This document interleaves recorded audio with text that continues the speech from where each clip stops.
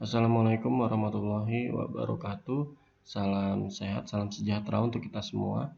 Kita sudah masuk ke pertemuan ke-6 tentang konstruktor.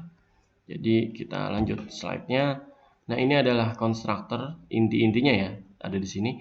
Jadi konstruktor adalah sebuah metode yang namanya persis sama dengan nama kelasnya. Nah, sama, harus sama, tidak boleh berbeda karena nanti akan error pastinya. Perbedaannya cukup signifikan ya, karena ini case sensitif. Jadi kalau misalnya kamu menulis kalimat misalkan kelasnya kendaraan, apabila K-nya besar, maka ya kita harus menggunakan K yang besar juga. Terus konstruktor berfungsi memberikan nilai awal pada sebuah kelas. Jadi pada saat kelas itu diinisiasi, maka kode-kode atau rumus yang berada pada metode miliknya konstruktor maka akan langsung aktif. Konstruktor bisa memiliki parameter, bisa juga tidak. Iya, benar. Kalau tidak memiliki parameter, ya langsung saja kita letakkan kodenya di dalam konstruktornya. Dalam konstruktor tidak boleh pakai keyword void. Jadi konstruktor itu tidak boleh menggunakan void. Nah, di sini adalah contoh konstruktor tanpa parameter. Di sini diberikan kelas namanya conConstructor. Dan kemudian dia memiliki metode. Maaf, ini bukan metode sebenarnya. Mungkin kalau kamu mau ngomong metode, saya udah beritahu sebelumnya. Ini bukan metode, tapi ini namanya constructor. Ciri-cirinya apa? Dia memiliki nama yang sama persis, tidak boleh ada beda-bedanya. Satu. Kedua, di sini tidak ada void, tidak boleh diletakkan void di sini. Itulah kenapa dikatakan constructor. Jadi kalau dikatakan ya constructor method, ya bener method kayak biasa, tapi penamaannya itu sama persis dengan nama kelasnya. Lanjut ya, di sini kita bahas lagi masalah konstruktornya. Pada void main, ya, pada saat kita melakukan pemanggilan kelas, di sini conConstructor test sama dengan new conConstructor, maksudnya yang ini ya. Maka kita langsung dapat kalimat seperti ini. Constructor set, semangat belajar OOP kawan semua. Nah, kalimat ini diambil dari mana? Ini. Diambil dari kode yang berada di dalam konstruktor. Seperti itu. Jadi kode yang ada pada konstruktor bisa memiliki parameter, bisa juga tidak. Nah, ini adalah konstruktor dengan parameter. Nih ya, di sini ada string nama, alamat, usia. Di sini seperti biasa ya, ini pembahasan kelas yang sudah dibahas pada materi sebelum-sebelumnya.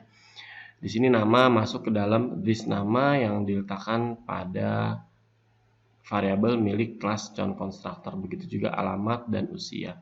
Jadi intinya ke sini ya, mereka ditampungnya ke sini. Jadi saya kasih garis dulu biar memperjelasnya. Nah, kemudian pada void tampil di sini menampilkan nilai-nilai yang ditampung pada variabel milik conConstructor, ada nama, alamat, dan usia.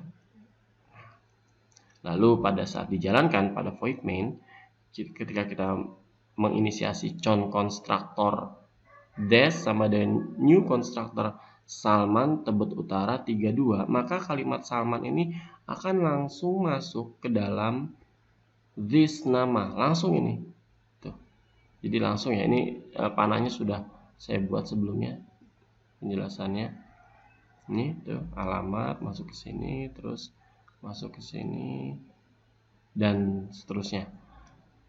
Ya, ini langsung ditampung karena kenapa? Karena kita menggunakan konstruktor. Jadi tidak ada lagi tuh set nama, set alamat, set usia seperti pada video yang saya buat sebelumnya. Langsung setelah diinisiasi bersamaan dengan parameter, maka ditampilkan ya pada void tampil. Ini void tampil yang ada di sini. Nah, ini void tampil maksudnya. Langsung ditampilkan nilainya, nama, alamat, dan usia. Dan hasilnya seperti tertera di sini. Contoh penggunaan konstruktor lain, di mana kita memiliki dua konstruktor, tapi tipe datanya berbeda. Lihat ya, sama-sama MHS, di sini string npm dan string nama, tapi di sini string int tugas, int uts, dan int uas. Sama-sama konstruktor, tapi parameternya berbeda. Kita cek ya. apakah bisa atau tidak. Di sini kita punya nilai output ya berupa double dan diberi nama metode berupa total. Di sini diambil 0,2 dikali tugas. Tugas itu diambil dari mana? Ini. Saya lanjut, di sini 0,3 kali UTS, nih UTS ambil dari sini ya. Dan 0,5 UAS, nih UAS yang ini. Kemudian kita tambahkan lagi, di sini ada void tampil. Di sini hanya menampilkan npm dan nama saja, nih npm dan nama. Kemudian void tampil 2, di situ menampilkan nilai tugas, UTS, UAS, dan total yang dimiliki oleh metode ini ya. Outputnya kan double ya. Jadi nanti akan menampilkan hasil double. Nah, ini kita baru bikin kelasnya. Kemudian di kelas yang berbeda kita punya kelas namanya kelas nilai. Pada void main-nya kita panggil MHS mahasiswa sama dengan new MHS, dimasukkan nilai 001 bernama Salman. Pada variabel yang kedua kita ambil dari kelas MHS. Kita beri nama variabel mahasiswa 2 new MHS 80,90,90. Dan hasil akhirnya adalah apa? Pada saat kita ketik mahasiswa.tampil dan mahasiswa2.tampil2, maka akan menampilkan ini yang di bawah. Jadi yang npm sama yang nama itu diambil dari tampil saja, tapi yang nilai tugas, UTS, dan UAS juga nilai akhir itu diambil dari tampil 2 nilainya. Saya akan coba contohkan dengan menggunakan NetBeans. Berikut adalah contoh yang pernah kita gunakan pada pertemuan-pertemuan lalu, di mana kita memiliki kelas, nama kelasnya adalah kendaraan. Di sini kan ada set merek, set seri, set nama, set cc. Ada juga set roda di sini. Lalu pada saat pemanggilan, kita menggunakan set merek, set seri, warna, cc, dan roda. Nah, karena kita akan mengkonversinya dengan menggunakan konstruktor, maka yang perlu saya lakukan adalah seperti ini. Saya akan membuat sebuah konstruktor. Saya copy saja dari sini ya. Saya copy saja dari sini. Saya paste di sini. Di sini ada string m. Saya copy semua ya. Yang ada di sini saya copy.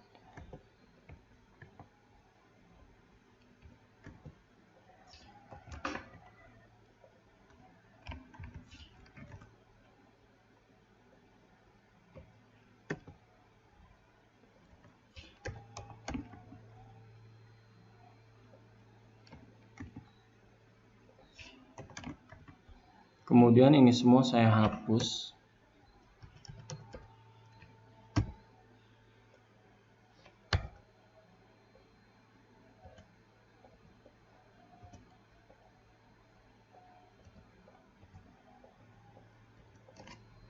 Seperti ini jadinya, jadi lebih singkat ya dibandingkan dengan menggunakan cara yang kemarin kita menggunakan set.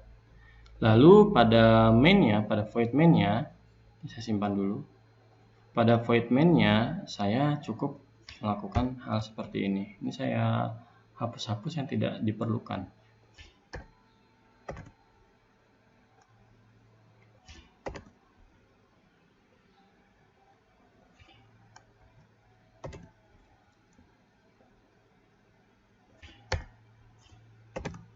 Baik, seperti ini. Lalu bagaimana saat dijalankan? Kita coba ya. Dan hasilnya tetap sama, tidak ada perubahan dari contoh yang kemarin. Terlihat bahwa proses melakukan set menjadi lebih sederhana dan lebih cepat dibandingkan cara yang lalu.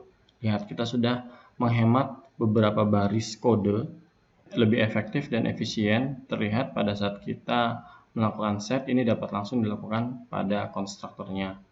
Kemudian pada saat berada pada void main, kita cukup meletakkan nilai langsung bersamaan dengan melakukan inisiasi kode.